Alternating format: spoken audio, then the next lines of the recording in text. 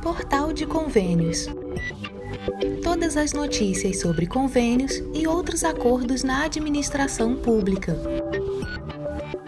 Olá, este é o podcast do Portal de Convênios, um resumo semanal das principais notícias do âmbito da administração pública para você se manter informado em poucos minutos.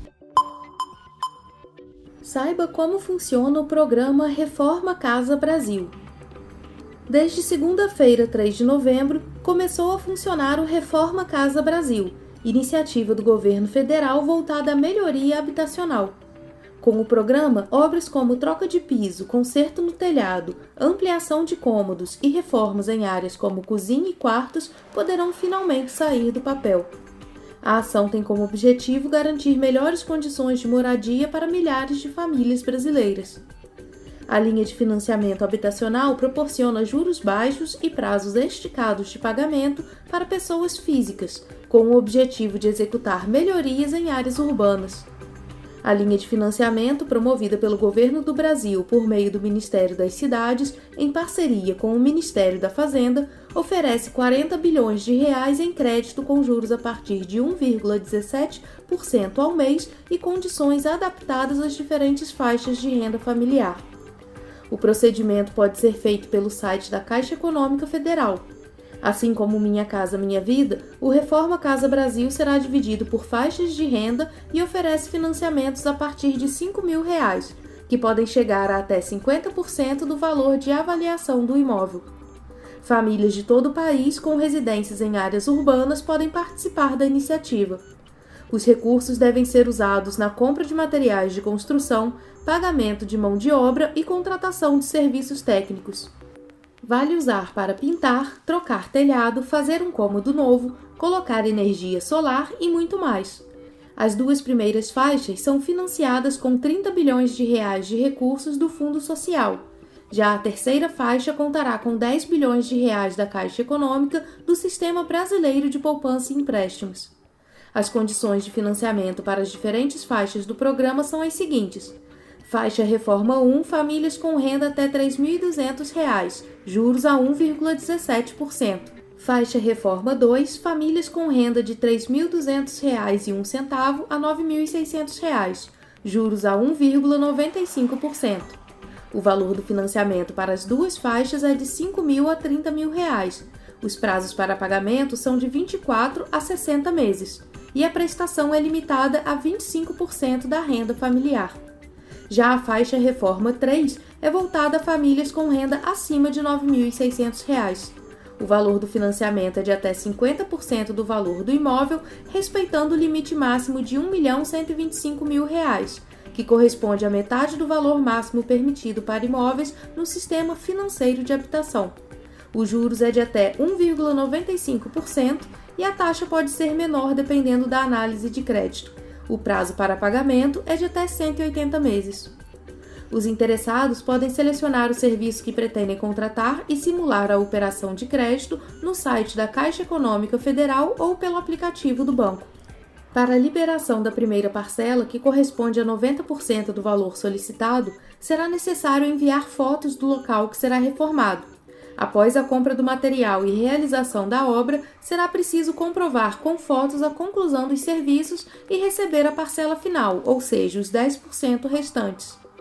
O ministro das Cidades, Jader Filho, destacou a importância do programa para a vida da população. Segundo ele, muitas famílias sonham em construir um cômodo a mais ou melhorar o telhado. Com o programa, será possível movimentar a indústria, gerar renda e empregar arquitetos, engenheiros, pintores e outros profissionais. O recurso vale para os 26 estados, o Distrito Federal e os 5.571 municípios do Brasil. Acesse portalconvênios.com e veja as respostas para dúvidas comuns sobre o programa. Publicado o novo Manual de Análises Técnicas do FNDE para a gestão de obras escolares. O Fundo Nacional de Desenvolvimento da Educação, FNDE, autarquia vinculada ao Ministério da Educação, publicou na semana passada o novo Manual de Análises Técnicas, documento que orienta estados, municípios, dirigentes de educação, arquitetos, engenheiros e analistas internos sobre a elaboração, adaptação, fiscalização, e monitoramento de projetos e obras de edificações escolares financiados pela autarquia. A iniciativa tem como meta fortalecer a assistência técnica oferecida aos entes federados, ampliar o controle sobre as obras monitoradas, tornar a comunicação mais clara entre os agentes envolvidos e aumentar a eficiência dos processos de execução e supervisão. Elaborado pela Diretoria de Gestão, Articulação e Projetos Educacionais, o documento integra um conjunto de volumes que buscam qualificar a atuação técnica das equipes do FNDE e das administrações locais. O fundo disponibiliza projetos padrão e realiza repasses financeiros por meio de convênios e termos de compromisso, mantendo a responsabilidade pelo monitoramento e pela correta aplicação dos recursos. O texto do novo manual reconhece que os projetos padrão, ao longo do tempo, podem apresentar incompatibilidades documentais, ausência de detalhes em itens ou mudanças em especificações técnicas, como ocorre quando produtos deixam de ser fabricados. Assim, o manual orienta adaptações que considerem as características geográficas, climáticas e socioeconômicas de cada local, preservando sempre parâmetros essenciais de segurança, funcionalidade e habitabilidade. A publicação detalha objetivos gerais e específicos. Além de melhorar a assistência técnica e a comunicação, o manual define diretrizes para solicitações e análises de alterações em obras em andamento, orienta a elaboração de documentação compatível com a execução real e estabelece procedimentos para lidar com inconformidades e restrições. Entre os conteúdos, destacam-se os capítulos Conceito e aplicação da matriz de risco, Elaboração da matriz de risco pró-infância e escolas e matriz de risco quadras cobertas. As chamadas matrizes de risco funcionam como ferramentas de gestão visual, permitindo identificar a probabilidade e o impacto de riscos, além de indicar o grau de severidade e a prioridade de intervenção com base em tabelas e orientações metodológicas. Com a adoção do Manual de Análises Técnicas, o FNDE espera padronizar critérios técnicos, reduzir incertezas na execução de obras e agilizar decisões locais. O objetivo é garantir a conformidade com os instrumentos de financiamento e promover maior eficiência no uso dos recursos públicos destinados à infraestrutura educacional. Em nota, o FNDE destacou que o manual representa um passo importante para aprimorar a qualidade técnica e a transparência na execução das obras escolares, fortalecendo a gestão pública e o compromisso com a educação. Acesse o Manual de Análises Técnicas através do link disponível em portalconvênios.com. Base do governo e oposição divergem sobre PEC da Segurança Pública. Em mais uma sessão marcada por embates, governistas e oposicionistas divergiram na terça-feira, 4 de novembro, sobre a proposta de emenda à Constituição que amplia a atuação do governo federal na coordenação da política de segurança pública do país. Durante o debate, o relator da proposta, deputado Mendonça Filho, do União em Pernambuco, manifestou apoio à integração das forças de segurança, mas se posicionou contra a criação de um comando único nacional. Segundo ele, a transferência da coordenação para o governo central fere a Constituição ao limitar a autonomia dos estados. Eu tenho uma divergência de fundo, que eu entendo que a gente vive numa federação, que o federalismo é uma cláusula pétrea, que não pode ser alterado, que a independência dos estados e a autonomia dos estados, melhor dizendo, é algo que está consagrado na Constituição Federal e, portanto, mexer na autonomia dos estados é uma coisa absolutamente inconstitucional. Mendonça Filho afirmou ainda que, na prática, 80% do financiamento da segurança vem dos estados, cerca de 150 bilhões de reais. O governo federal contribuiria com apenas 12% do orçamento da área. Atualmente, a Constituição determina que a responsabilidade pela segurança pública é dos estados. O diretor-geral da Polícia Federal, Andrei Rodrigues, garantiu que em nenhum momento a PEC fala em transferir as atribuições das polícias civis, que são estaduais, para a Polícia Federal. Ele afirmou que o que se pretende é estimular a integração de todo o sistema. O diretor da PF relatou que atualmente o órgão já tem acordos de atuação conjunta com os 27 estados da federação e garantiu que as forças integradas de combate ao crime, iniciadas no atual governo, funcionam muito bem. Segundo relatou, no ano passado, as ações integradas apreenderam 6 bilhões e 900 milhões de reais do crime organizado, enquanto em 2022, antes da cooperação, as apreensões teriam ficado em 700 milhões de reais. Só na operação da Carbono Oculto, nós aprendemos lá nos fundos de investimento e nas contas correntes e em patrimônios de aeronaves, de carros, de imóveis, quase 3 bilhões de reais. Está lá o dinheiro apreendido. Então isso que são resultados desse processo de integração que nós temos. Então nesse âmbito de integração, eu falo da importância da PEC, que vai fomentar e definitivamente consolidar esse processo de integração. O deputado Alencar Santana, do PT de São Paulo, sugeriu ao relator incluir na proposta formas mais eficazes de confiscar o dinheiro do crime para ser reinvestido no sistema de segurança pública. O relator Mendonça Filho adiantou que não só vai incluir na medida um dispositivo para tornar o perdimento de bens de facções mais ágil e efetivo, mas também tornar a Receita Federal um órgão subsidiário da segurança pública. A operação policial ocorrida no Rio de Janeiro na semana passada, que deixou 121 mortos, entre eles 4 policiais, também causou polêmica entre os participantes do debate. O presidente da comissão especial que analisa a proposta, deputado Aloysio Mendes, do Republicanos do Maranhão, assim como Mendonça Filho e Alberto Fraga, do PL do Distrito Federal, defendeu a ação policial. Aloysio Mendes lembrou que pesquisas posteriores à operação mostraram que 58% da população geral da cidade aprovou a medida, e nas comunidades a aprovação passou de 70%. Já Alencar Santana ressaltou que as pesquisas também apontaram que a ação da polícia do Rio deixou as pessoas mais inseguras e com mais medo. Assim como o líder do governo, o deputado Lindenberg Farias, do PT do Rio de Janeiro, o deputado Santana comparou a ação no Rio à operação realizada em São Paulo, que chegou aos operadores financeiros de uma facção criminosa com ações de inteligência e sem violência. Nós temos que decidir qual política de segurança a gente quer para o Brasil.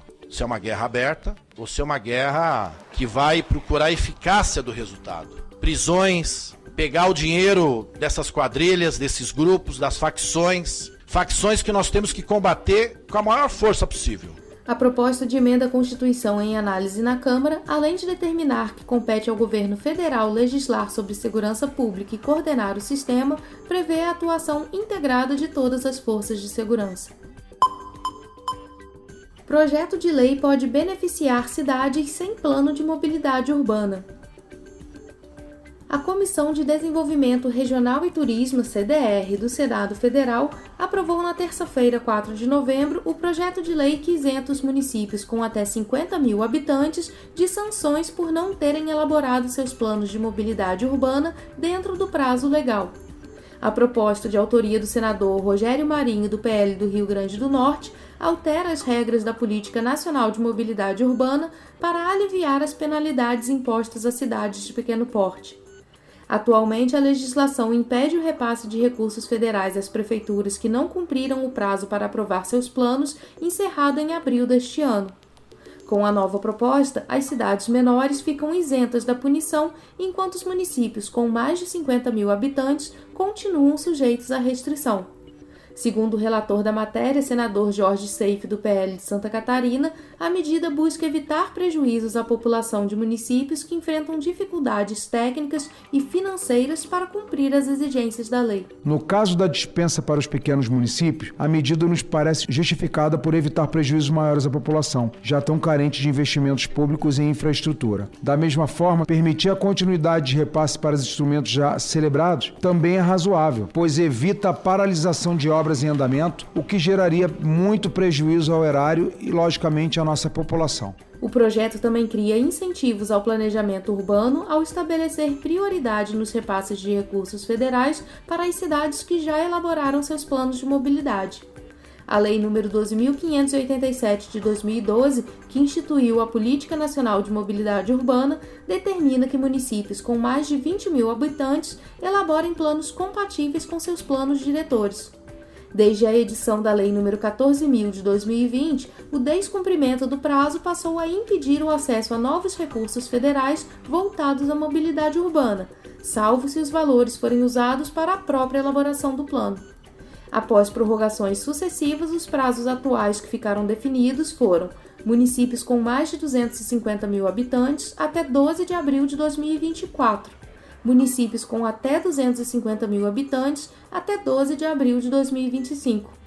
Dados do Ministério das Cidades indicam que menos da metade dos municípios brasileiros obrigados pela lei concluíram seus planos até o momento. Se o texto aprovado pela CDR for confirmado, municípios com até 50 mil habitantes deixarão de sofrer restrições por descumprirem o prazo. Já as cidades maiores continuarão sujeitas à sanção, mas poderão manter os repasses federais relativos a contratos já em execução ou voltados à elaboração do plano. O objetivo, segundo o relator, é conciliar rigor e viabilidade, garantir que as grandes cidades mantenham o compromisso com o planejamento urbano, ao mesmo tempo em que se evita punir os pequenos municípios que não dispõem de estrutura técnica ou financeira adequada. Com a decisão da comissão, o texto seguirá para a Câmara dos Deputados, caso não haja recurso para análise pelo plenário do Senado. Se aprovado sem alterações, o projeto seguirá para a sanção presidencial. A proposta pode representar um alívio para pequenas prefeituras que poderão assinar convênios e continuar acessando recursos federais sem risco de paralisação de projetos.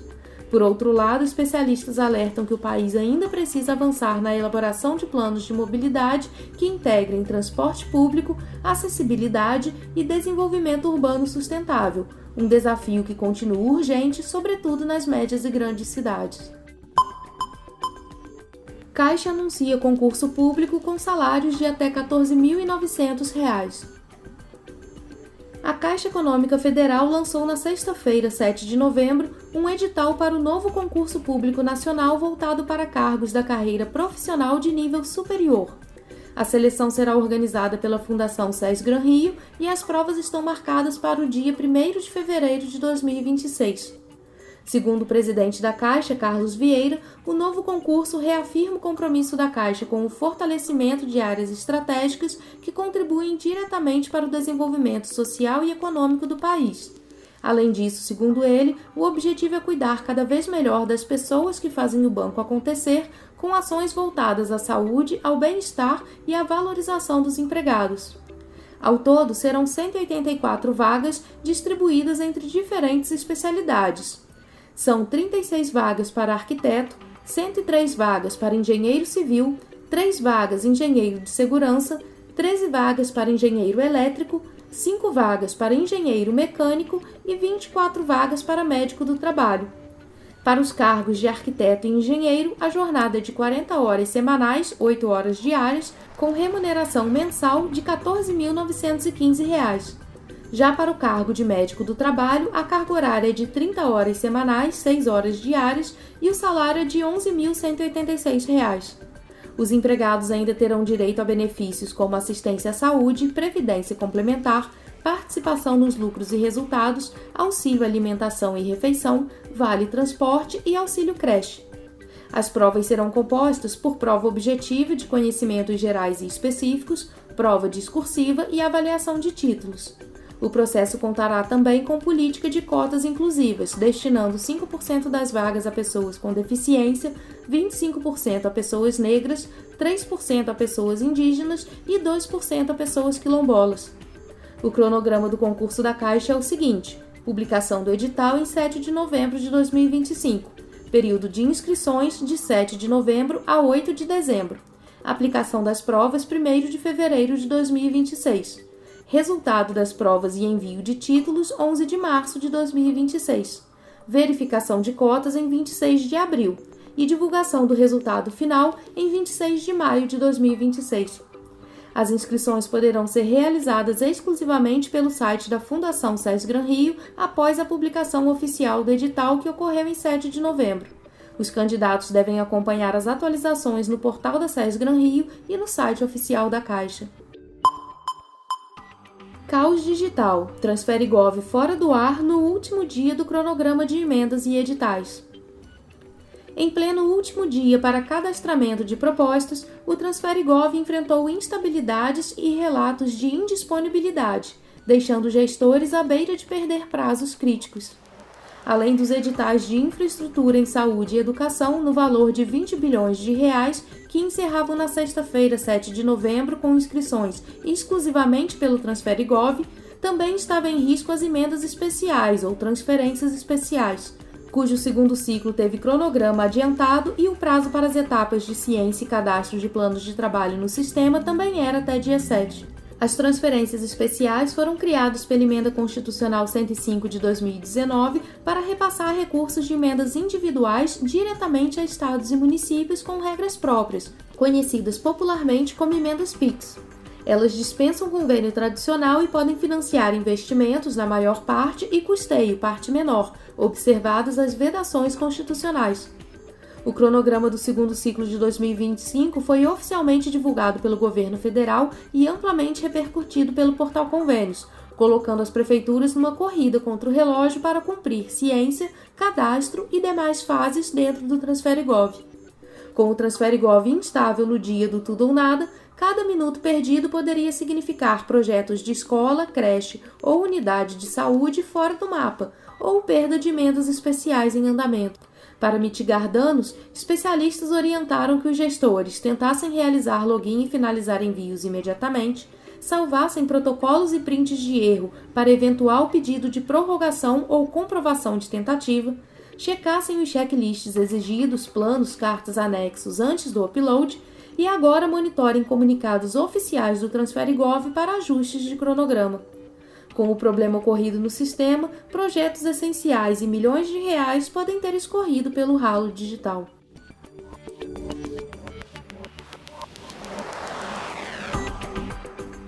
Você ouviu mais um podcast do Portal de Convênios, te atualizando sobre projetos, prazos e ações em administração pública.